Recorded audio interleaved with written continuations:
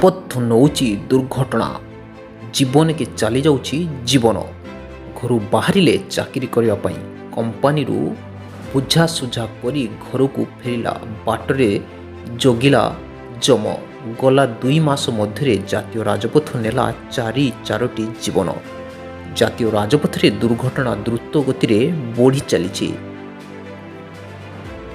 BRG ଛକରେ କୌଣସି traffic ବ୍ୟବସ୍ଥା ନଥିବାରୁ ଏପରି ଦୁର୍ଘଟଣା ଘଟୁଥିବା ଅଭିଯୋଗ ହେଉଛି। ଉଡ଼ପଡ଼ା ବ୍ଲକ BRG ଛକ ଦେଇ ଯାଇଥିବା ଜାତୀୟ ରାଜପଥ 55 ନମ୍ବର BRG ଛକଠାରେ ଆଜି ଏକ ମର୍ମନ୍ତୁଦ ସଡ଼କ ଦୁର୍ଘଟଣାରେ ଜଣଙ୍କ ମୃତ୍ୟୁ ହୋଇଯାଇଥିବା ଜଣାପଡ଼ିଛି। ପ୍ରାପ୍ତ ସୂଚନା ଅନୁଯାୟୀ ଜାତୀୟ ରାଜପଥ BRG ଛକଠାରେ ଆଜି 3:30 ବେଳେ ପ୍ରଥମେ ଏକ ଟ୍ରକ୍କୁ ଟିପର ମୁହାଁମୁହିଁ ଧକ୍କା ଦେଇଥିଲା। ତାକୁ ଦେଖି ଭୟଭୀତ ହୋଇ ଢେଙ୍କାନାଳ ଆଡ଼ୁ ଅନୁଗୁଳ ଅଭିମୁଖେ ଯାଉଥିବା ବେଳେ BRG ଛକ ନିକଟରେ ବିପରୀତ ଦିଗରୁ ଉଡ଼ପଡ଼ା ଗ୍ରାମ Niraj Behera scooty OD 06C2179 ଯୋଗେ ଘରକୁ ଫେରୁଥିବା ବେଳେ ମୁହାଁମୁହିଁ ଧକ୍କା ହୋଇଥିଲା। ଫଳରେ ସ୍କୁଟିଟି ଟ୍ରକ୍ ତଳେ ଚାପି ହୋଇଯାଇଥିଲା।